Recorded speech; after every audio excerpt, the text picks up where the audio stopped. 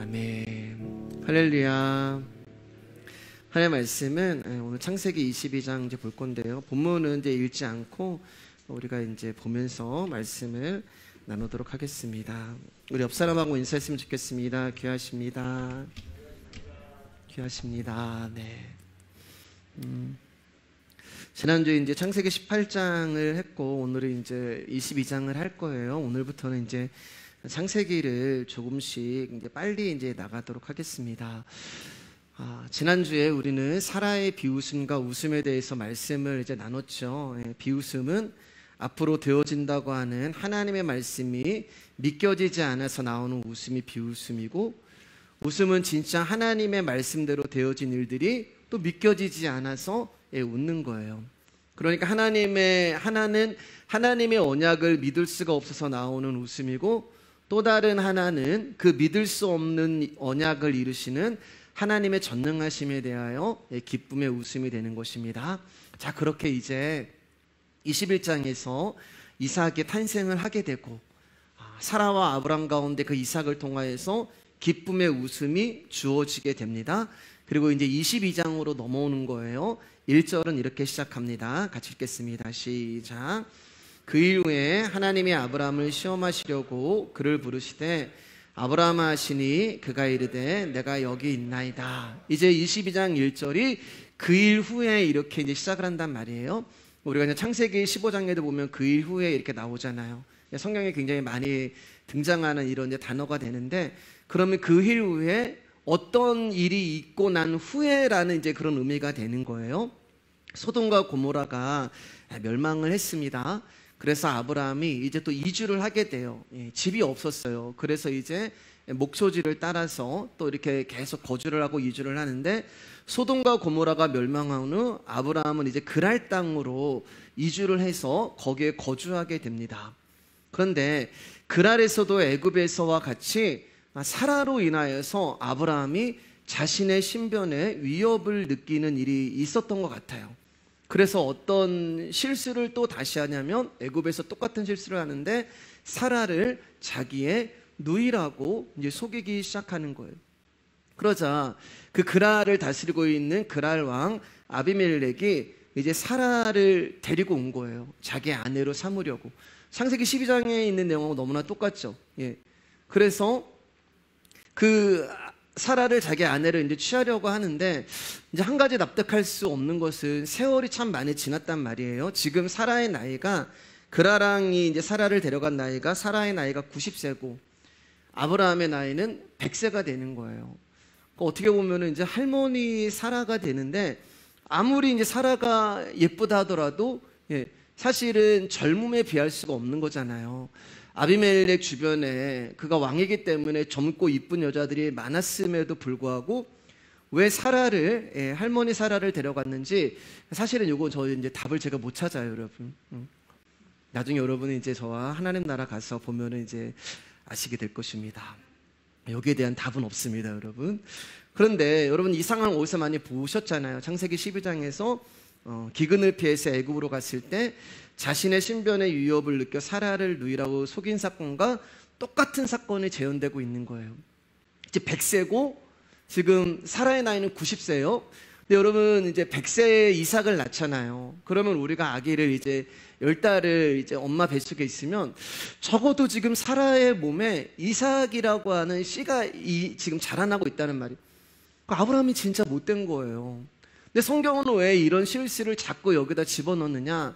여러분 100세에 잠시 후면 약속의 언약의 아들이 태어남에도 불구하고 저와 여러분이라고 하는 존재는 우리의 신변에 어떤 일이 생겨버리면 하나님을 의지하는 게 아니라 뭐라고요? 여전히 이제 잠시 후면 약속의 언약이 태어남에도 불구하고 여전히 저와 여러분들은 나의 방법과 힘으로 나의 문제를 해결하는 존재다라는 것을 성경이 지금 아브라함의 실수를 약속이 이루어지기 전에 한 번 더 넣어서 우리 가운데 말씀하고 있는 거예요. 네가 어떤 존재인지를 알아라.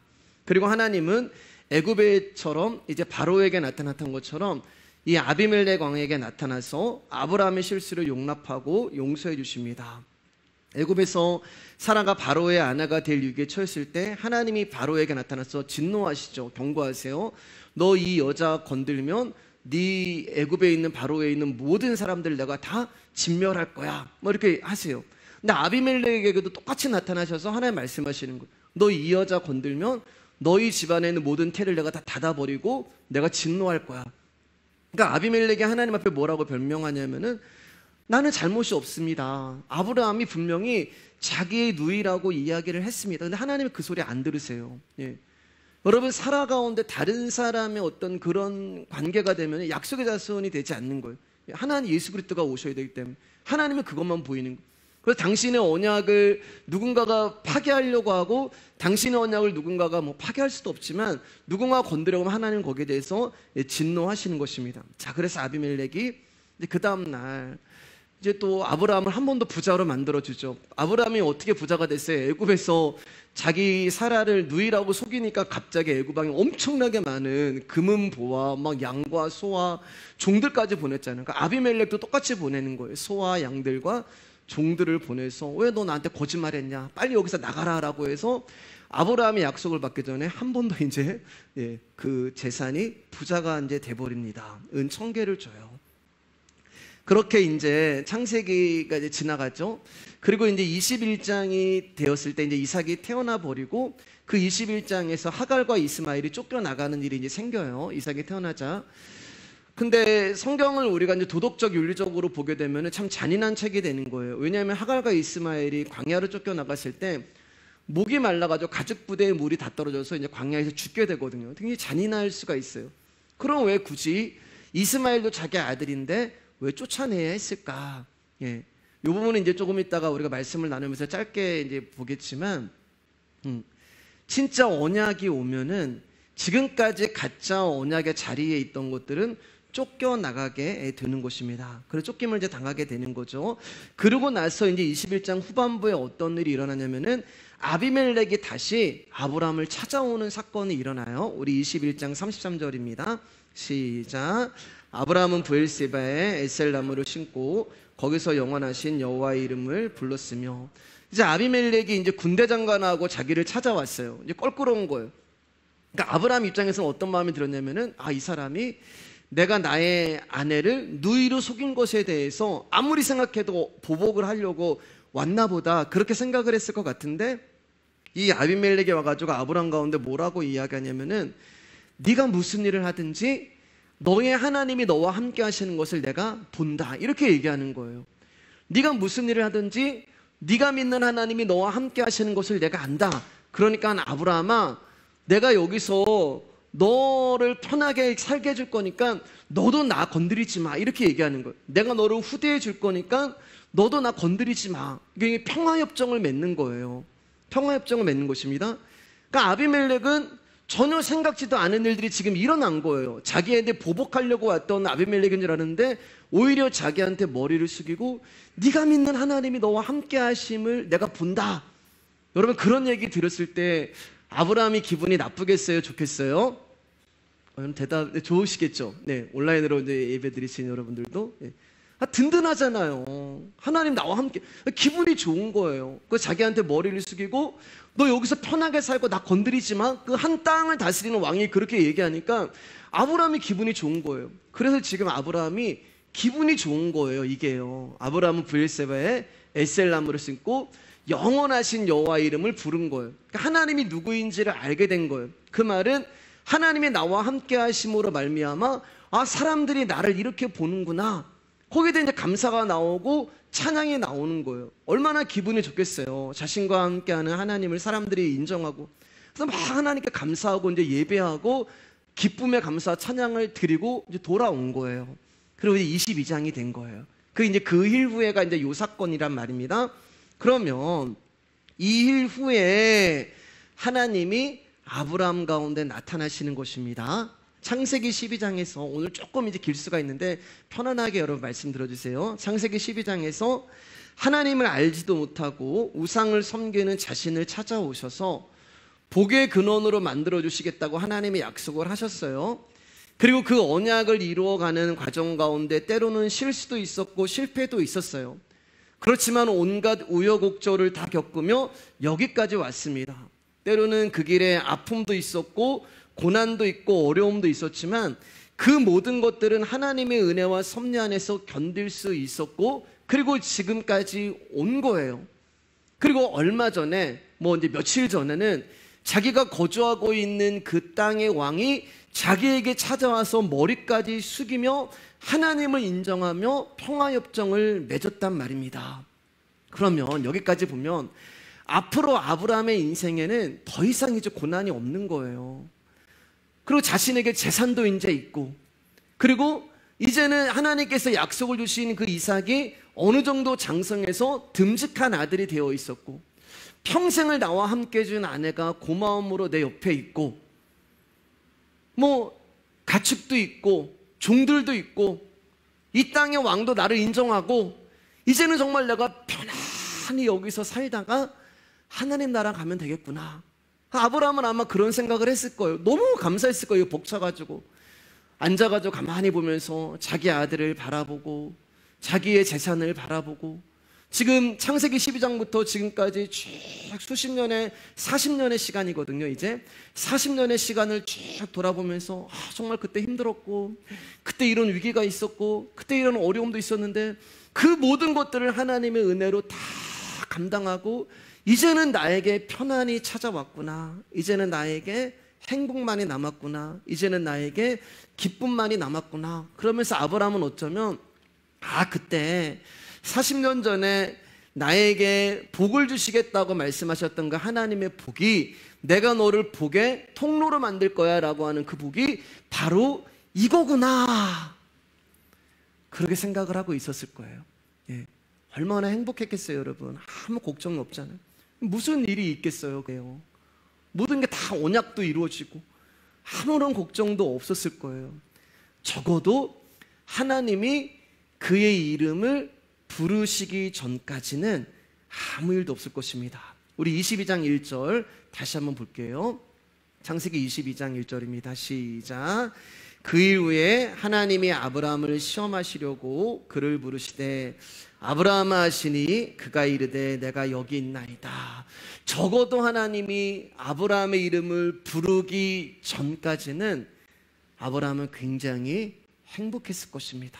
감사했을 거예요. 어쩌면 아브라함아 부르시는 여기까지 들었을 때 하나님이 나에게 또 무슨 축복을 주시려고 나를 부르시나 보다, 이렇게 생각할 수도 있었을 거예요. 김춘수님의 꽃이라는 시를 보면 이런 구절이 있잖아요. 내가 그의 이름을 불러주었을 때 그는 나에게로 와서 꽃이 되었다. 어쩌면 아브라함은 그렇게 생각할지 몰라요. 하나님 나를 또 꽃으로 만들어 주시려고 하나 보다. 그러나 저와 여러분이 아는 것처럼 이 부르심은 아브라함을 꽃으로 만들어 주시기 위한 부름이 아니라 아브라함을 죽음의 자리로 몰아가기 위한 부름이 되는 것입니다. 왜 그런지 다 아시잖아요. 도저히 아브라함으로서는 감당할 수 없는 부르심이기 때문에 그래요. 그래서 그것을 뭐라고 얘기하냐면은 아브라함을 시험하시려고, 그것을 시험이라고 하는 거예요. 하나님이 우리를 부르시는 것을 시험이라고 얘기하는 거예요. 그러면 하나님이 왜 시험을 하실까? 시험은 시험을 당하고 있는 자를 위한 거예요. 그래서 이 말씀을 여러분 자세히 보면 하나님이 아브라함을 시험하시려고 이렇게 말씀하시잖아요. 마치 아브라함을 위해 시험을 준비해 주신 것처럼 지금 성경이 그렇게 말하고 있는 거예요. 여러분, 시험이라는 것의 그 마지막은 뭐냐면은 딱 하나만 남게 하는 거예요. 딱 한 길만 가게 하는 것이고 딱 하나만 남게 하는 거예요. 그러기 위해서는 나에게 있는 것들, 하나만 남기 위해서는 나에게 있는 것들이 다 사라지는 거예요. 왜냐하면 한 가지만 남아야 되거든요. 너무나 여러 가지가 있는데 그 중에 뭐가 나에게 남을지는 몰라요. 근데 시험을 통해서 다 떠나가고 다 사라지고 딱 한 가지만 남게 하는 게 시험의 목적이란 말입니다.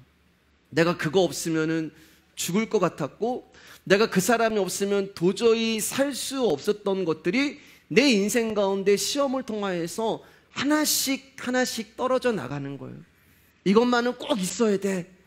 이거 없으면 나 죽어라고 붙들었던 것들이 떨어져 나가는 거예요. 그래서 여러분 잘 생각해 보세요. 아브라함의 인생을 그가 창세기 12장부터 우리가 쭉 봐왔지만 창세기 12장부터 아브라함이 오늘까지는요, 지금까지는 계속 떨어져 나가는 거예요. 그렇죠. 본토 친척 아비집을 떠나요. 아버지 데라를 떠나보내요. 사랑하는 조카도 떠나요. 엘리에셀도 아니라고 말씀하세요. 그리고 하갈과 이스마엘도 떠나는 거예요. 다 떠나보내는 거예요. 자기가 소중히 여겼던 것들, 의지했던 것들, 어떤 물건, 어떤 사람이 없으면 살 수 없다고 생각했던 것들이 다 떠나는 거예요. 그게 지금 아브라함의 인생의 시험이에요. 그리고 딱 하나만 남았어요. 그게 누구예요, 여러분? 이삭이란 말입니다. 이삭. 예. 이삭만 남은 거예요. 괜찮아요, 여러분. 왜냐하면 이삭만 있으면 돼요. 사실 지금까지 창세기 12장부터 지금까지 아브라함의 인생에 존재했던 모든 주변에 있었던 것들은, 다 떠나갔던 것들은 이삭을 얻기 위한 도구일 뿐이에요. 하나님의 계획하심과 하나님의 섭리였고 하나님의 모든 최종 목적지는 이삭이었단 말입니다. 그러니까 아브라함이 그렇게 자신의 인생을 돌아보면서 떠났던 것들, 고향, 아버지, 조카, 하갈과 이스마엘까지 떠나보내면서 아브라함이 무슨 생각을 했겠어요? 말년에 하나님이 나에게 이거 하나 남게 하시려고, 하나님이 나에게 이거 하나, 이삭 하나 주시려고 그렇게 내 인생 가운데 그런 많은 우여곡절과 떠남이 있었구나라는 것을 알게 된 거예요. 아브라함이 살아야 될 목적, 아브라함의 인생의 이유가 있다면 그것은 바로 이삭이었어요. 그런데 이삭만 남은 게 시험의 끝인 줄 알았는데, 하나님의 시험의 목적이 뭐냐면은, 그 내용이 뭐냐면은 이삭도 떠나 보내라는 것입니다. 그 진짜 시험의 목적이 되는 거예요. 아브라함이 진짜 의지하고 싶었던 것, 아브라함이 진짜 붙들고 싶었던 것, 이게 없으면 죽을 수도 있다고 여기는 것은 다른 것이 아니라 이삭이었기 때문에 그래요. 히브리서 11장 1절입니다. 시작. 믿음은 바라는 것들의 실상이요 보이지 않는 것들의 증거니. 제가 이제 믿음이라는 정의를 여러 번 말씀드렸지만 이렇게도 말씀드렸잖아요. 믿음은 보이지 않는 것을 보는 것처럼 믿는 것이 믿음이다라고 말씀을 드렸잖아요. 근데 믿음은 보이지 않는 것들의 증거란 말이에요. 보이지 않는 것들의 증거. 그럼 물어볼게요, 여러분. 이삭은 보이는 거예요? 안 보이는 거예요? 보이는 거잖아요. 보이지 않는 증거여야 되는데 이삭은 지금 눈에 보인단 말입니다. 그래서 하나님이 떠나보내게 하는 거예요. 그냥 문자 그대로 이삭을 죽여서 없애는 것이 아니라 보이는 증거가 이제는 보이지 않는 증거로 넘어가는 거예요. 그래서 예수님이 제자들 가운데 내가 너희들과 지금 육으로 있는 게 중요한 게 아니라 내가 너희를 떠나서 영으로 가는 것이 중요한 거라고 말씀하는 거잖아요. 예수님도 보이지 않는 증거가 되시기 위하여 십자가에 죽으시고 영으로 우리 안에 오신 거예요. 이삭이 여러분 예수 그리스도를 예표하잖아요. 그러니까 보이는 증거에서 이삭을 죽임으로 말미암아 그 이삭이 영으로 예수 그리스도가 우리 안에 들어오는 증거, 그것을 뭐라고 이야기하면은 믿음이다라고 말씀하는 거예요. 믿음. 그러면 보이지 않는 증거는 뭐냐? 바로 말씀이 되는 것입니다. 말씀. 제가 말씀을 드렸잖아요, 여러분. 창세기 하면서 말씀은 실상이란 말이에요. 보이지 않는데 존재해요. 눈에 보이지 않는데 분명히 있는 거예요. 어떤 증거나 표적은 보이지 않지만 분명히 존재하는 그 말씀 하나 붙들고 살아가는 자로 아브라함을 만드시기 위해서 이제 하나님은 눈에 보이는 마지막 증거인 이삭을 떠나보내라고 하시는 거예요. 이게 하나님의 시험이 되는 것입니다. 아들은 또 하나의 나라고 말씀을 드렸잖아요. 즉 이삭은 아브라함이에요. 그러니까 마지막 눈에 보이는 증거는 뭐냐? 바로 내가 되는 것입니다. 그러니까 나라는 존재가 죽어지지 아니하면 우리는 하나님이 주시는 생명을 얻을 수 없는 자가 되는 거예요. 그래서 하나님이 우리가 가장 소중히 여기고 떠나가면 살 수 없을 것 같은 그 존재를 불태우게 하시는 거예요. 그리고 알게 하시는 거예요. 이거 없어도 내가 살 수 있구나. 아니 오히려 내가 귀하게 여기고 내 인생의 진짜를 보지 못하게 했던 것이 바로 내가 붙들고 있는 거였구나라는 것을 알게 하시는, 계속 아브라함 인생 가운데 떨어져 나가는 인생을 하나님이 겪게 하시고 마지막 남은 이삭도 떨어져 나가게 하시고, 그리고 진짜 너에게 남아야 할 것은 보이는 것이 아니라 하나님의 계획과 뜻인 말씀이신 예수님이다라는 것을 지금 하나님의 아브라함 가운데 알려주기 원하시는 거예요. 내가 살아 숨쉬고 내가 존재하는 이유는 이삭이 아니라 그리스도라는 것을 하나님이 알려주시는 것입니다. 사랑하는 여러분, 저와 여러분들이 이 자리에서 말씀을 들을 수 있는 이유는 딱 하나예요. 그분이 저와 여러분의 이름을 불러주셨기 때문에 그렇습니다. 그러면 아브라함아 불러주셨잖아요. 그럼 동일한 거예요. 저와 여러분의 인생에서도 분명히 아브라함이 당하는 시험을 겪고 계시는 분들이 계신단 말이에요. 그런 분들은 하나님이 부르신 자라는 증거가 되는 거예요. 생각해 보세요, 여러분. 아들을 주기라는데 이런 시험을 하나님이 아무에게나 주시겠어요? 사람으로서 할 수 없는 일이잖아요. 그렇기 때문에 하나님은 아무에게나 이해할 수도 없고 말이 되지 아니하는 이런 시험을 허락하지 않는 것입니다. 그래서 우리가 때로는 하나님 앞에 그럴 때 있잖아요. 하나님, 왜 내 인생에 이런 일들이 일어나야 합니까? 왜 자꾸 내 인생이 이렇게 꼬이나요?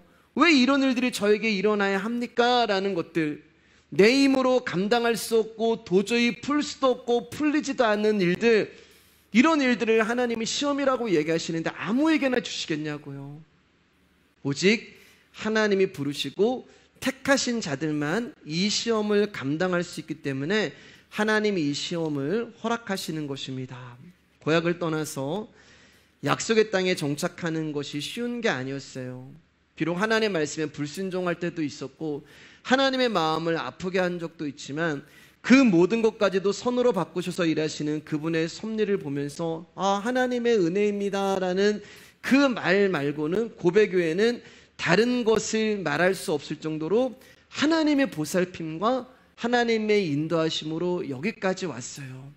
그리고 이제 자기도 어느 정도 이제 신앙이 성숙했고 자기도 어느 정도 이제 믿음이 성장을 해서 이제는 어느 정도 하나님의 뜻 가운데 내가 부응하고 어느 정도 하나님의 말씀에 순종하는 것 같고 하나님의 계획 안에 있는 것 같았어요.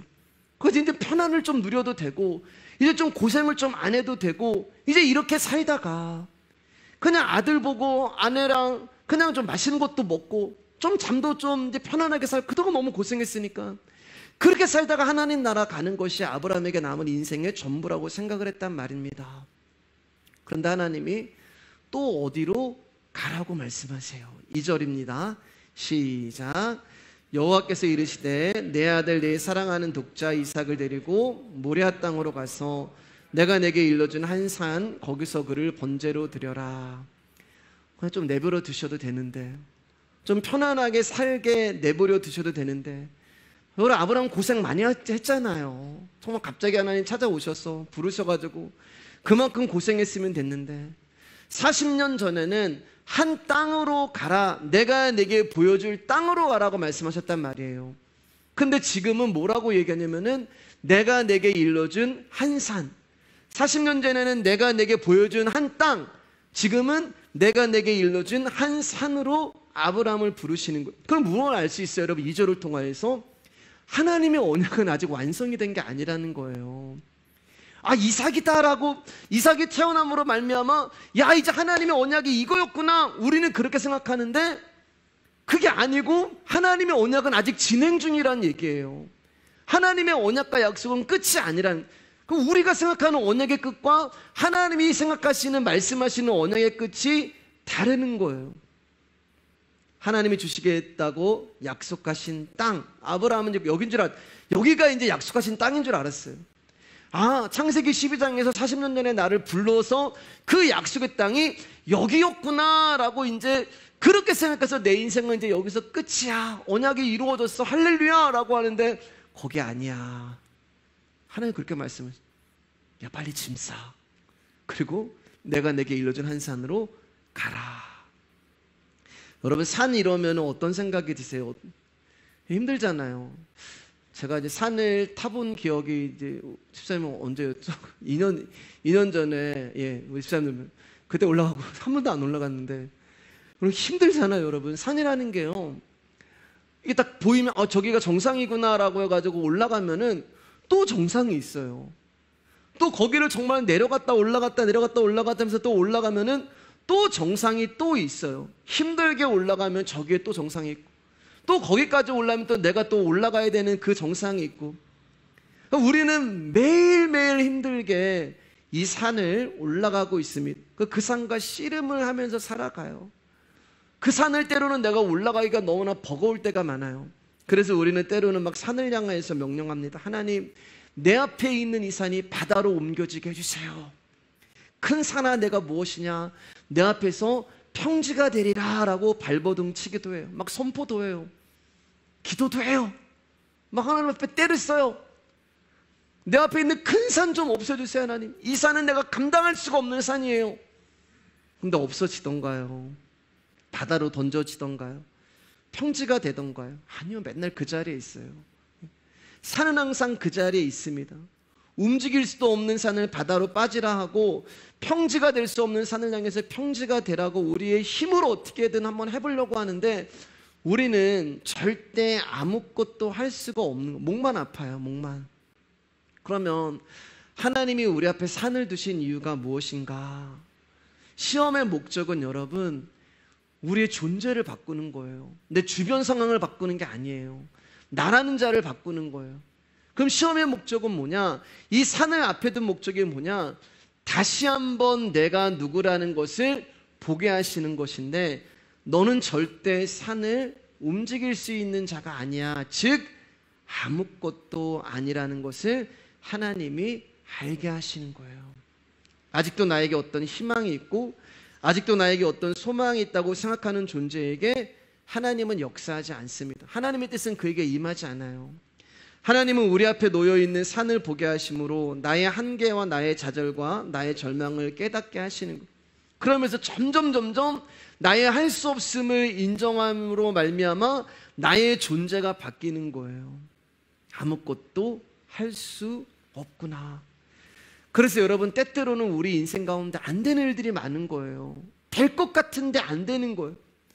내 생각대로 될 것 같은데 안 되고, 내 뜻대로 안 풀리고, 그래서 상황에 막히고 사람에게 실망하고, 그래서 처음에는요, 나한테 실망할, 처음에는 주변 환경 가운데 실망해요. 주변 상황 가운데 실망하고, 주변 사람들 가운데 실망을 하고 절망을 합니다. 근데 거기서 조금 더 지나면 주변이 문제가 아니라는 것을 알게 되는 거예요. 나구나, 내가 문제구나. 하나님의 시험의 목적은 아까도 말씀드렸지만 상황을 바뀌고 환경을 바꾸고 내 주변의 사람을 바꾸는 게 아니라 나를 바꾸는 것이 그분의 시험의 목적이구나. 그래서 하나님이 때때로 우리를 환도뼈가 부러지는 그 자리로 끌고 가기도 하시고, 때때도 우리를 비로소 궁핍하여 돼지들이 먹는 쥐염 열매의 자리로 우리를 이끌어 가시기도 하는 거예요. 3절 말씀 보겠습니다. 시작. 아브라함이 아침에 일어나 낙의 안장을 지우고 두 종과 그의 아들 이삭을 데리고 번제에 쓸 나무를 쪼개어 가지고 떠나 하나님이 자기에게 일러주신 곳으로 가더니 아침 일찍 일어나 아브라함이 즉시 떠날 준비를 하고 길을 나섭니다. 하나님의 명령이 얼마나 아브라함의 마음을 아프게 할까요? 번제에 쓸 나무를 직접 쪼개라고 얘기하는 거예요. 자기 아들을 죽여야 되는데 그 나무를, 그 번제에 드려질 나무를 아브라함 보고 직접 쪼개라는 거예요. 나무를 갖다 놓고 도끼질을 할 때마다 나무가 쪼개져야 되는데 아브라함의 가슴이 쪼개지는 거예요. 이 나무를 때릴 때마다 내 아들이 이 나무로 인하여서 불타 없어질 것을 생각하니까 가슴이 쪼개지는 거예요. 왜 이렇게 근데 나무는 많은지, 왜 번제에 드려야 될 이 나무는 쪼개도 끝이 없는지, 그만 쪼개고 싶은데 하나님이 계속 갖다 주는 거예요.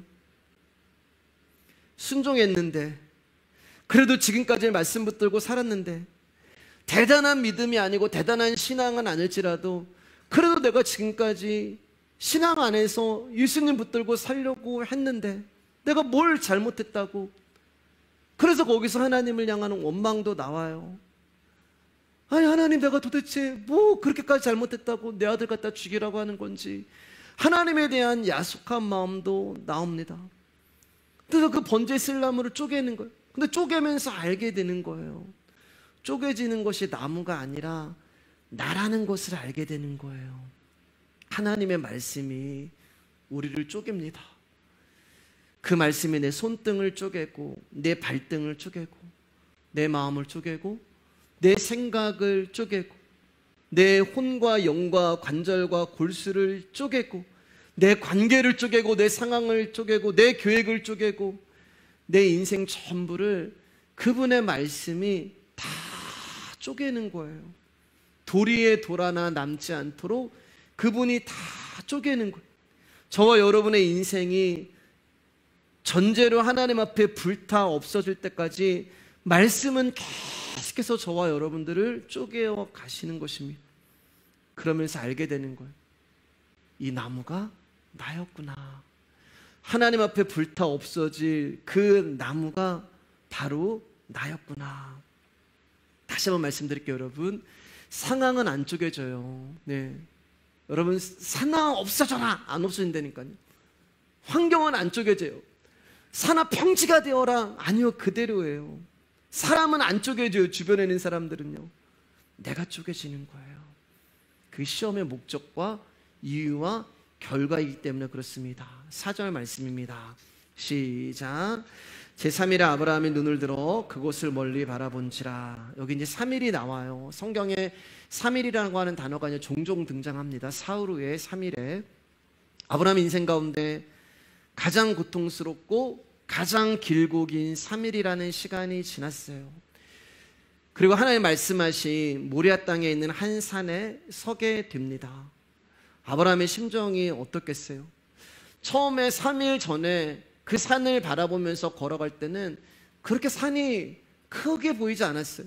뭐 저 정도는 넘어갈 수 있을 것 같은데, 이렇게 보니까 저 정도 산은 그냥 내가 쉽게 그냥 통과할 수 있을 것 같은데, 근데 점점 그 산에 가까워지면 가까워질수록 왜 이렇게 큰 거야?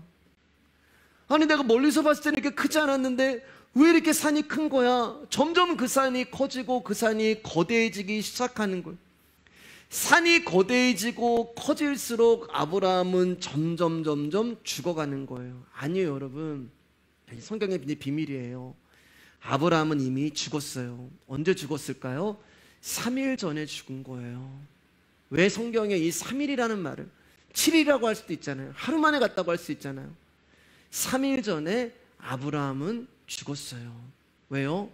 내 아들을 갖다가 독자 이삭을 번제로, 내 사랑하는 독자 이삭을 갖다가 바쳐라. 요것도 이제 좀 이따 보겠지만은 하나님 뭐라고 말씀하셨냐면 내 아들, 내 사랑하는 독자 이삭이라고 얘기한단 말이에요. 그냥 아들 갖다 바쳐 이래도 되잖아요. 근데 아브라함은 도저히 이 하나님의 말씀을 지킬 수가 없어요. 여러분, 누가 하실 수가 있어요? 우리 가운데요.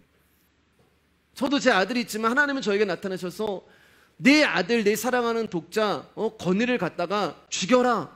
저 못해요, 여러분. 어느 정신이 정말 미치지 않고서야 어떻게 자기 아버지가 자기 아들을 죽일 수가 있어요? 그러면 아브라함은 이 말씀에 불순종하게 되는 거예요. 지킬 수가 없는 거예요. 하나님의 말씀을 지키지 못하면 율법으로 말미암아 아브라함은 죽은 거예요. 그 말씀을 지키지 못함으로 말미암아. 그래서 여기에 3일이라고 하는 이 숫자가 들어가 있는 것입니다. 아브라함은 3일 전에 하나님의 그 말씀을 지키지 못해서 이미 죽은 존재가 되는 거예요. 그리고 아브라함은 지금 죽지 않고서는 행할 수 없는 이 명령, 이 하나님의 일, 사람으로서는 감당할 수 없는 이 일, 그 일을 누가 하시냐면은 아브라함 가운데 또 다른 생명이 들어와서 그 일을 하는 거예요. 여러분, 제 메시지 들어봐서 무슨 말인지 이제 아시잖아요. 75세일 때 아들을 주신다고 약속을 하셨어요. 그리고 어느 순간이 되었을 때 언약대로 아들을 주셨습니다. 그 기간이 무려 25년이 된 거예요. 보이지 않는 말씀이라는 실상, 보이는 증거가 되기까지 25년이라는 시간이 걸린 거예요. 그러나 25년 전에 이미 이삭은 말씀으로 실상으로 그의 안에 존재해 있었습니다. 아브라함은 몰랐어요. 그런데 이제 알게 된 거예요. 모리아산으로 가는 그 사흘길에 그가 알게 된 거예요. 이미 하나님은 나에게 75세 때 아들을 주셨구나. 그리고 내 눈에 보이지 않고 내 아내의 뱃속에는 아이가 없었지만 그 언약 안에 그분의 말씀은 존재하고 있었구나라는 것을 이제 아브라함이 사흘길을 걸어가면서 그가 알게 되는 거예요. 아브라함은 3일 전에 하나님의 말씀을 지키지 못함으로 말미암아 그의 육적인 아브라함은 죽었고, 이제 죽어있는 아브라함 가운데 말씀이 들어와서 그를 살리게 되고, 사람으로서는 감당할 수 없는 이 말씀을 이제 아브라함 안에 있는 그분의 영이 순종하게 되는 것입니다. 예수님이 무덤에 계셨지만, 사흘은 죽어 있었지만 그 안에서 생명으로 계셨던 거예요. 죽었지만 살아계셨고, 잃어버렸지만 계셨고, 요나의 표적을 통해서 결국 사흘 후에 생명으로 나타나셨잖아요. 예수님은 물고기 뱃속에 들어가셨다가 죽음으로 사흘 후에 물고기 뱃속에서 다시 살아나셨고, 마리아와 요셉이 예루살렘에서 집으로 오는 길에 예수님을 사흘 동안 잃어버렸지만 그분은 그 자리에 계셨고, 잃은 것 같지만 그분은 계시고, 죽은 것 같지만 그분은 살아계신 거예요. 그러니까 아브라함 안에 그 말씀이신 언약이 들어와서 이제 이 일을 감당하는 거예요. 아브라함이 하는 게 아니에요, 여러분. 자, 5절입니다. 시작. 이에 아브라함이 종들에게 이르되 너희는 나와 함께 여기서 기다리라. 내가 아이와 함께 저기 가서 예배하고 우리가 너희에게로 돌아오리라 하고. 자, 보세요, 여러분. 이제는 아브라함이 하는 게 아니에요. 이제는 다시 말씀드리지만은 이제 다 무슨 말씀인지 알잖아요. 우리의 야곱이라고 하는 존재는 죽었고 이스라엘이 들어와서 하나님의 일을 하시는 거예요. 사람으로서 감당할 수 없는 일이기에 하나님이 하시는 거예요. 그래서 이제 하나님이 하시는 일이 여기서 나옵니다. 우리가 너희에게로 돌아오리라 하고. 3일 전에 아브라함이었다면 이런 고백을 할 수가 없어요. 3일 전에 아브라함이라면 절대로 이 고백을 할 수가 없습니다. 3일 전에 아브라함이었다면 혼자 오거나, 내 아들 죽여야 되니까 내가 혼자 오거나 종들과 올 생각을 했을 거예요. 그러나 아브라함이라고 하는 존재는 죽었고 그 안에 예수 그리스도라고 하는 생명이 그 안에 들어와서 하니까 이제는 아브라함 입에서 뭐가 나오냐면 그 안에 있는, 속에 있는 속사람의 고백이 나오기 시작하는 거예요. 마태복음 12장 34절 말씀 가운데 마음에 가득한 것을 입으로 말한다 라고 말씀하고 있습니다. 그러니까 그분으로 가득하니까 그분이 나오는 거예요. 예수님이 우리 안에 들어와 살아버리시니까 그분의 언약이 나오고 그분의 성품이 나오고 그분의 생명이 나오기 시작합니다. 그분이 나의 주인 되어주시니까 그분이 하시는 일이 나오는 거예요. 그것을 충만이라고 얘기하고 그 상태를 믿음이라고 이야기하는 것입니다. 믿음은 보이는 것을 향해서 가는 것이 아니라 보이지 아니하는 말씀 하나 붙들고 가는 거예요. 그러니까 우리가 너희에게로 돌아오리라. 복수가 쓰이는 거예요. 아들을 죽이면 아브라함 혼자 와야 된단 말이에요. 근데 우리가 너희에게로 돌아오리라. 그러니까 지금 잠시 후에 이루어질 일, 이삭이 죽지 않고 돌아서 올 것을 알고 있는 거예요. 이게 사람으로서 가능한 일이 아니란 말입니다. 그래서 지금 예수님이 하는 거예요. 히브리서 11장 19절 말씀입니다. 시작. 그가 하나님이 능히 이삭을 죽은 자 가운데서 다시 살리실 줄로 생각한지라. 그가 아브라함이 아니란 말이에요. 이 고백이 아브라함의 온전한 고백이고 그의 생각이 아니라 주님이 아브라함 안에 들어가셔서 그를 통하여서 고백하게 하는 거예요. 아브라함 안에 있는 깊은 어떤 영의 존재가 말하는 것입니다. 아브라함이라고 하는 육적인 사람의 생각이 아닌 그 안에 살아계신 또 다른 어떤 존재, 그분의 고백이고 그분의 믿음이 되는 거예요. 우리는 도저히 이런 고백을 할 수가 없잖아요. 어떻게 내가 죽였는데 하나님이 살리실 것을 내가 믿습니다. 100번 1000번 여러분 그렇게 선포한다는데 그걸 우리가 항의할 수 있는 일이 아니란 말입니다. 우리는 도저히 그런 믿음을 가질 수 있는 존재가 아니란 말이에요. 내 안에 살아계신 하나님의 언약과 약속이 지금 믿음으로 선포가 되는 거예요. 그래서 우리가 너희에게로 돌아오리라 하고 하나님의 언약이 아브라함 입술을 통해서 나오는 것입니다. 자, 6절입니다. 시작. 아브라함이 이에 번제나무를 가져다가 그의 아들 이삭에게 지우고 자기는 불과 칼을 손에 들고 두 사람이 동행하더니 이삭이 자신이 번제로 불태울 없어질 나무를 자신이 메고 모리아산으로 올라가요. 마치 예수 그리스도가 자신이 죽을 나무 십자가를 메고 골고다를 오르는 그 모습이 지금 보이고 있습니다. 근데 여러분 여기 말씀을 보면은 이삭에게는 십자가, 그러니까 자기가 쓸 번제 나무를 지우게 했고 아브라함 손에는 뭐가 있다고 기록하고 있어요? 불과 칼이 있다라고 말씀하고 있어요. 불과 칼. 창세기 보면 여러분 화영검을 뭐라고 이야기하면은 두루 도는 불과 칼이란 말입니다. 우리가 이제 말씀을 나눴잖아요. 그 불과 칼을 화영검을 뚫고 우리는 갈 수가 없어요. 사람이라고 하는 존재는 이 불과 칼을 뚫고 생명나무로 갈 수가 없어요. 갈 수 있는 유일한 길은 뭐예요? 그분이 오시는 거예요. 그래서 오늘 이 한 절 말씀이지만 이 6절 가운데 예수 그리스도가 십자가를 지고 불과 칼을 뚫고 우리 가운데 생명을 주시기 위해서 오는 그림이 있는 것입니다. 7절 말씀입니다. 시작. 이삭이가 아버지 아브라함에게 말하여 이르되 내 아버지여 하니 그가 이르되 내 아들아 내가 여기 있노라.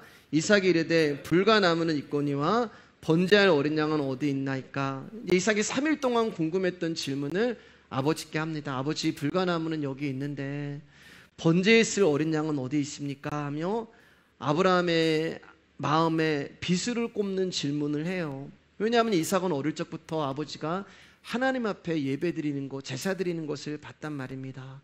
그날은 근데 조금 이상했어요. 아버지가 아무 말도 없어졌고 3일 동안 걸어만 가시고 하늘을 보시면서 한숨도 쉬시고 눈물도 흘리시고 자기를 꼭 안아주시고, 그래서 물어보고 싶었는데 분위기가 이상해서 물어보지 못했던 거예요. 근데 이제 번제를 드리러 올라가는데 아무리 찾아봐도 어린 양이 보이지 않아 아버지께 물어봅니다. 근데 번제할 어린 양이 누구예요? 이삭이란 말이에요. 자기가 보이지 않는 거예요. 자기가 단에 올라가야 할 존재가 보이지 않는 거예요.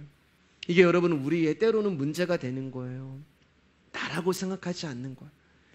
내가 죽어야 되는 존재인데 내가 단에 올라가고 내가 쪼개지고 박살이 나고 부서지고 불타서 없어져야 되는 존재인데 내가 안 보이는 거예요.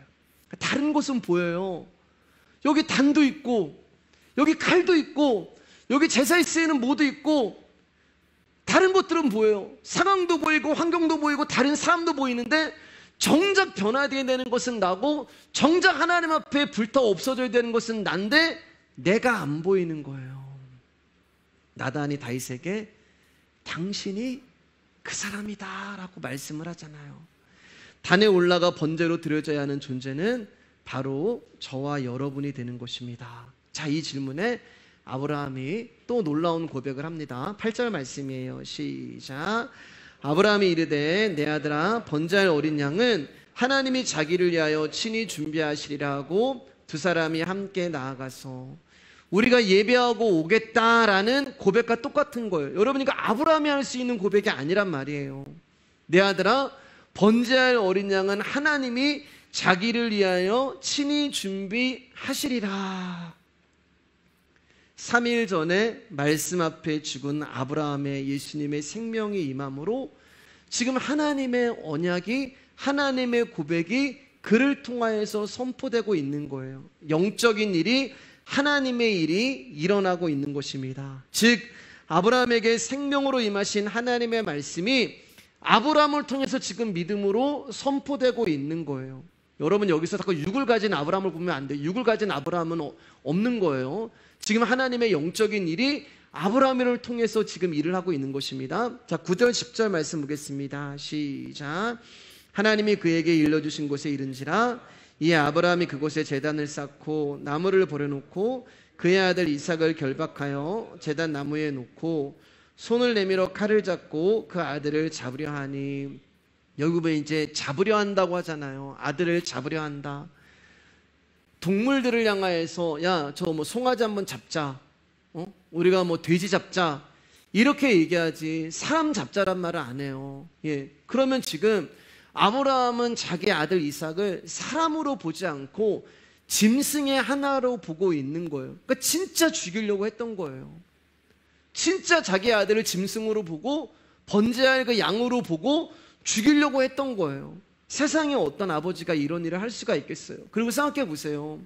지금 아브라함은 한 120세 정도가 됐단 말입니다. 나이가 많이 들었어요. 그리고 이삭은 기골이 장대한 청년이 된 거예요. 어떤 아버지가 자기 아들을 죽이려고 하는데 기골이 장대한 아들이 그 아버지가 하는 일을 그냥 보고만 있겠어요? 순순히 잡힐 아들이 누가 있어요? 그런데 그런 일이 일어났잖아요. 누가요? 자기 아들을 짐승으로 보시고 잡으신 분이 계시잖아요. 자기에게 하나밖에 없는 아들을 짐승으로 보시고 십자가에서 갈기갈기 찢으신 분이 계시잖아요. 또 그 아들은 그 아버지가 하는 대로 묵묵히 잠잠히 순종함으로 자기의 생명을 들이신 분이 계시잖아요. 그러니까 여러분, 이거는 아브라함과 이삭의 이야기가 아니란 말입니다. 하나님과 당신의 아들 예수 그리스도의 이야기가 되는 거예요. 이사야 53장 7절 말씀입니다. 시작. 그가 곤욕을 당하여 괴로울 때에도 그의 입을 열지 아니하였으며 마치 도수장으로 끌려가는 어린 양과 털 깎는 자 앞에서 잠잠한 양같이 그의 입을 열지 아니하였도다. 이사야 말씀은 바로 이 말씀을 가지고 얘기하시는 거예요. 자, 이제 말씀의 결론 부분으로 가기 전에 한 가지 궁금한 거 다루고 한번 가볼게요. 사라는 어디 있었을까요? 사라는 지금 창세기 22장에 사라의 이야기는 한 번도 나오지 않아요. 아브라함과 마찬가지로 사라에게 있어서도 이 이삭은 정말 소중한 아들이고 인생의 전부였고 살아가는 이유였어요. 그런데 지금 아브라함이 그 소중한 아들을 죽이러 가는데 사라가 등장하지 않아요. 어떤 분은 이제 이렇게 얘기하시는 분이 계세요. 이 사건, 아브라함이 이제 여자는 절대 안 된다 이렇게 얘기하기 때문에 상의를 하지 않고 갔다. 그래서 이 사건 이후에 사라가 이 사건을 알게 돼서 아브라함과 이제 별거를 했다. 성경에 보면은 별거 얘기가 아니라 따로 떨어져서 나오는 것처럼 그림이 있거든요. 창세기 23장 가면은 사라가 헤브론에서 죽을 때 아브라함은 이제 브엘세바에 있었거든요. 이 사건 이후로 별거했다 그렇게 주장하는 분도 있는데, 여러분 그건 근거 없는 얘기예요. 그렇게 여러분 들으셨을지 모르는데, 성경을 보면은 이제 공백이라는 것이 이제 종종 등장하거든요. 우리가 이제 창세기 17장에 가서 아브라함이 내가 너에게 전능한 하나님이라고 나타나셨을 때 13년 만에 나타나셨다고 말씀하시잖아요. 13년 만에. 13년 동안에 공백이 있는 거예요. 성경은 그것을 빼버리는 거예요. 때로는 어떤 장소의 공백을 성경에서는 보여주기도 하고, 때로는 시간의 공백을 보여주기도 해요. 때로는 산에 있다가 갑자기 넘어가면 갑자기 바다가 되기도 하고, 갑자기 바다에 있다가 넘어가면 바로 광야가 나오기도 하고, 그렇게 성경은 공백을 보여주시고 시간을 건너뛰기도 하시고 그렇게 보여요. 그게 중요한 게 아니에요. 그런데 우리는 그 공백을 궁금해합니다. 그리고 거기에 이제 인간적인 상상을 많이 해서 그 공백을 메꿔 가려고 해요. 그러다 보니까 자꾸 성경을 소설로 이렇게 쓰시는 분들이 계세요. 그렇지 않아요. 중요한 게 아니에요, 여러분. 그러면 왜 사라가 반응하지 않았을까? 왜 창세기 22장에서는 사라의 이야기가 한 번도 나오지 않을까? 사랑하는 여러분, 성경은 하나님과 나의 이야기라고 말씀을 드렸잖아요. 즉 하나님이 누구시고 나라는 존재가 누구이신가를 다루는 것이 성경이에요. 그렇기 때문에 다른 사람의 반응이 중요하지 않아요. 하나님은 아브라함에게 말씀하신 거예요. 하나님이 나에게 말씀하실 때는 나를 향해서 이 말씀이 필요하기 때문에 말씀하는 것이지, 사라에게 필요하기 때문에 말씀을 주시는 것이 아니란 말입니다. 하나님은 나를 다루어 가시고 나를 경작하시고 나를 만들어 가시는 것이지, 나의 주변 사람들을 다루시고 나의 환경을 변화시키시고 나의 상황을 이끌어 가시는 것이 아니에요. 아브라함아라고 이름을 부른 자도 아브라함이에요. 하나님이요. 사라를 부르지 않았단 말이에요. 그리고 하나님의 말씀을 듣는 자도 아브라함이에요. 사라를 부른 것도 아니고 사라에게 말씀하지도 않았어요. 그렇기 때문에 사라의 이야기가 나올 필요가 없는 것입니다. 왜냐하면은 하나님과 아브라함의 이야기고 하나님과 나의 이야기이기 때문에 다른 존재가 이 관계 안에 들어올 수가 없는 거예요. 그래서 요한복음 21장에 이런 내용이 있어요. 같이 읽겠습니다. 시작. 이에 베드로가 그를 보고 예수께 여짜오되 주님, 이 사람은 어떻게 되겠사옵나이까? 예수께서 이르시되 내가 올 때까지 그를 머무게 하고자 할지라도 내게 무슨 상관이 있느냐? 너는 나를 따르라 하시더라. 너 신경 쓰지 마. 아니, 다른 사람 반응 거 신경 쓰지 마. 왜 사라에게, 아니, 나는 너한테 얘기하는 거야. 나는 지금 너하고 약속하고 너하고 언약하는 거야. 다른 사람 신경 쓰지 마. 즉 그 말씀하고 있는 거예요. 자, 이제 말씀 조금씩 마무리할게요. 11절 12절입니다 시작. 여호와의 사자가 하늘에서부터 그를 불러 이르시되 아브라함아 아브라함아 하시는지라. 아브라함이 이르되 내가 여기 있나이다 하매 사자가 이르시되 그 아이에게 내 손을 돋지 말라. 그에게 아무 일도 하지 말라. 내가 내 아들 내 독자까지도 내게 아끼지 아니하였으니 내가 이제야 내가 하나님을 경외하는 줄을 아노라. 여기 보면 이제야 라고 말하잖아요. 이제야. 그러면 그 전에는 그렇지 않았다는 말씀이 되는 거예요. 아브라함아, 내가 전에는 그렇지 않았는데 이제야 내가 이런 예배를 드리는구나. 그 얘기하는 거예요. 그러면 이제야 라는 것을 기준으로 전과 후에 뭐가 있었냐? 3일이 있었단 말이에요. 3일. 모리아산으로 오기 전 3일 전에 그 전과 모리아산으로 온 그 3일 후에 그 일, 그게 이제예요. 이제야. 그게 무엇을 의미한다고 여러분? 아브라함의 죽음을 말하는 거. 물론 여러분, 아브라함이 엄청나죠. 엄청난 일을 했죠. 100세에 난 아들을 결박하고 죽이는 거 아무나 할 수 있는 게 아니잖아요. 그러나 그 일을 아브라함이 한 게 아니라 그 안에 살아계시는 하나님이 하시는 거예요. 그러면서 뭐라고 말씀하세요? 내 아들 내 독자까지도 내게 아끼지 아니하였으니. 내 아들 내 독자까지도 아끼지 아니하시는 분이 누구예요, 여러분? 아브라함이 아니잖아요. 내 아들 내 독자까지도 아끼지 아니하신 분이 누구냐면 하나님이에요. 그래서 처음 아브라함을 부를 때 내 사랑하는 아들 독자 이삭이라고 얘기해요. 여러분, 예수님은 하나님 앞에 당신이 사랑하는 아들 독자 예수가 되는 거예요. 그러니까 지금 하나님과 예수 그리스도의 이야기가 창세기 22장에 있는 거예요. 아들을 아끼지 않고 단에 올리신 분이 하나님이에요. 하나님의 이야기인 거예요, 여러분. 하나님을 경배할 수 있는 존재는 오직 하나님 당신에는 없는 것입니다. 하나님을 향한 경외는 오직 당신의 아들이신 예수 그리스도의 생명 외에는 없는 거예요. 하나님이 받으시는 재물은 오직 예수 그리스도 말고는 없는 것입니다. 그런데 그 예수 그리스도가 아브라함 안에 들어가 살고 계시는 거예요. 그러기에 이 말씀은 또 아브라함 가운데 하시는 말씀이에요. 칼을 들고 아브라함을 아들을 죽이려고 하는 그 손은 아브라함의 손이 아니라 하나님의 손이 되는 것입니다.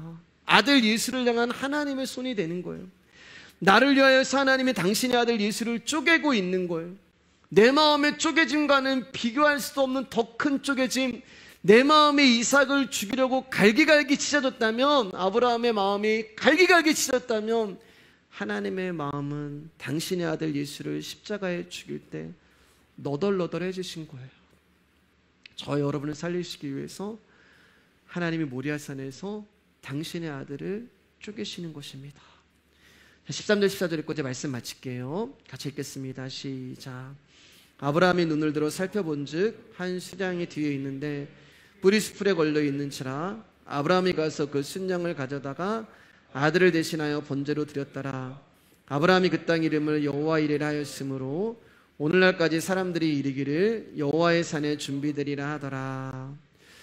여호와 이레는 우리가 원하는 것, 필요한 것을 주시는 것을 여호와 이레로 하는 것이 아니에요. 여호와 이레는 여러분, 필요치 않은 자를 필요로 만들어 주시고 합당하지 않은 자를 합당한 자로 만들어 가시는 하나님을 말씀하는 거예요. 예를 들면 그거예요, 여러분. 사실 저는 개척에 대해서 전혀 생각이 없었던 사람입니다. 그리고 내가 무슨 단독 목회를 해? 내가 어떻게 교회를 앞에 서서 이렇게 할 수가 있어? 그런 생각을 전혀 하지 않았어요. 저를 아시는 분들도 알겠지만 저는 그냥 부교자로 살고 싶었어요. 저는 그냥 찬양 인도자로 살고 싶었어요. 솔직히 말씀드리면 저는 말씀을 몰랐어요. 제가 말씀이라는 것은 성경 한 절 읽고 그냥 99%가 제 간증한 거예요. 그냥 찬양한 거예요. 그걸로 얼마든지 사람들에게 눈물을 흘리게 만들 수 있었어요. 여러분 저를 보셔서 아시잖아요. 저는 연약함 투성이고 부족함 투성이에요. 아직도 모르는 게 너무 많아요. 이런 제가 여러분 개척을 하고 지금 2년, 횟수로 2년 지금 여러분과 함께 목회를 하고 있어요. 제가 부족하고 연약한 투성인데, 그러니까 하나님이 저한테 너 이제 개척을 해라 라고 막 몇 년 전에 말씀하셔가지고 무슨 세미나를 듣고 뭐 재정 세미나를 듣고 무슨 행정 세미나를 듣고 개척은 이렇게 하는 거에서 뭐 개척까지는 여러 선배 목사 저는 만나본 분도 없어요. 누구를 만나보고서 어디 교회를 모델로 삼고 탁탁탁탁탁탁 이제 완전하게 준비가, 이게 여호와 이레가 아니란 말이에요. 준비 안 된 자를 하나님께서 이곳에 보내시고 부족하고 아무것도 없는 저를 이곳에 던지시고 여기서부터 준비시켜 나가는 분이 여호와 이레의 하나님이 되는 거예요. 무슨 말이에요 여러분? 여기서 그분이 우리를 준비시키는 거예요. 매일매일 그래서 우리 가운데 어린 양이신 순양을 주시는 거예요. 그분이 매일매일 우리가 부족하기 때문에 그 어린 양을 매일매일 주시면서 그 양으로 말미암아 우리가 매일매일 준비되어 있는 거예요. 나로 꽉 차 있으면 그 양이 안 보이는데 내가 제단에 올라감으로 말미암아 그 순양이 보이는 거예요. 완벽하지 않고 완전하지 않고 허물과 실수투성인데 그 허물과 실수투성이 가운데 그 양으로 말미암아 준비시켜 가는 거예요. 나는 연약하고 부족하고 실수투성이고 가진 것도 없고 어떻게 나가야 될지도 모르는 그런 존재인데 양이 있는 거예요. 그 양이 항상 여기 계시는 거예요. 그 어린 양 대신 예수님이 항상 내 주변에 있는 거예요.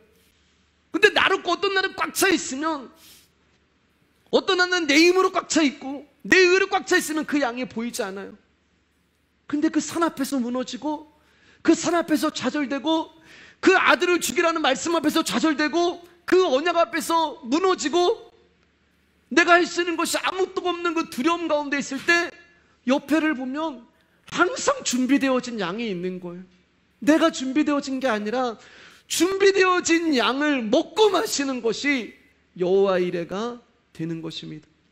그래서 우리는 순양 되시는 그분만 붙들고 매일매일 여호와 이레로 살아가는 거예요. 매일매일 그분의 말씀을 주시잖아요. 매일매일 그분의 말씀이 없으면 살아갈 수 없는 존재로 우리를 만들어 가시는 거예요. 사랑하는 여러분, 이 모리아산 한번 올라가 보시지 않겠습니까? 그동안 여러분 올라가려고 노력 많이 하셨잖아요. 수도 없이 여러분 노력하셨어요. 번번이 실패하고 내려옵니다. 산을 넘어가지 않으면 우리는 다시 이 자리예요. 여러분 이제 말씀 마칠 때는 잘 들어보세요. 하나님이 내가 너에게 지시할 땅으로 가라. 그 땅은 여러분 이 땅이 아니라 산 너머예요. 이 산을 넘어가야 돼요. 모리아산에 올라가야 돼요. 거기서 내가 죽어줘야지만 저 산으로 내려가는 거예요. 우리는 근데 여기가 그 땅인 줄 알아요. 아니요, 이 땅이 아니에요. 저 땅이에요. 한번 넘어가 보려고, 아, 저 땅 약속의 땅이야? 한번 내가 가보지. 나의 힘으로 올라가 쭈르륵 내려와. 나의 계획으로 올라갔다가 쭈르륵 내려와. 맨날 여기서 하나님 원통이 하는 거예요. 불만을 갖고 하나님 나를 사랑하시기나 하십니까? 하나님 나 저 땅을 넘어가야 돼, 저 산을 넘어가야 돼요. 울고불고 막 난리가 치고. 어떨 때는 응답을 받은 것 같아요. 어디는 하나님 나와 함께 하시는 것 같아요. 오늘은 막 기분이 이상하게 저 산을 올라갈 수 있을 것 같아요. 도전해봐요. 다시 그 자리에 막 올라가면 기어서도 올라가는데 다시 쭈르륵 내려가요. 못 올라가요. 올라갈 것 같은데 못 올라가요. 나로서는 안 돼요, 여러분. 나로서는 안 돼요. 시도만 하다 오는 거예요. 그분이 내 안에 들어와 사셔야지만 올라갈 수 있는 것입니다. 왜냐하면 아들을 죽여야 되는데 어떻게 우리가 죽여요? 나라는 존재를 내가 못 죽이는데 어떻게 죽여요? 그래서 그분의 말씀이 나를 죽이시고 모리아산에 올라가게 하시는 거예요. 그리고 그 산에서 알게 되는 거예요. 그 여호와 이레 하나님을 만나게 됨으로 알게 되는 거예요. 그리고 진짜 약속의 땅이 옛날에 내가 거했던 그 땅이 아니라 이 산을 넘어간 저 산이었구나, 저 곳이었구나, 저 땅이었구나. 그럼 여러분, 이 산을 넘어가면 무슨 일이 생기는 거예요? 나라는 존재가 죽어버린 거잖아요. 진짜 나라는 존재가 죽어버린 거예요. 그럼 이제는 내가 사는 게 아니죠. 이제는 내가 사는 것이 아니요, 내 안에 그리스도로 말미암아 사는 거예요. 그러면 저 산은, 이 산을 넘어가면 저 산은 돈이 없어도 행복하고, 가진 것이 없어도 행복하고, 내 욕심과 욕망이 없어도 행복하고. 왜냐하면 여기서 나 죽었잖아요.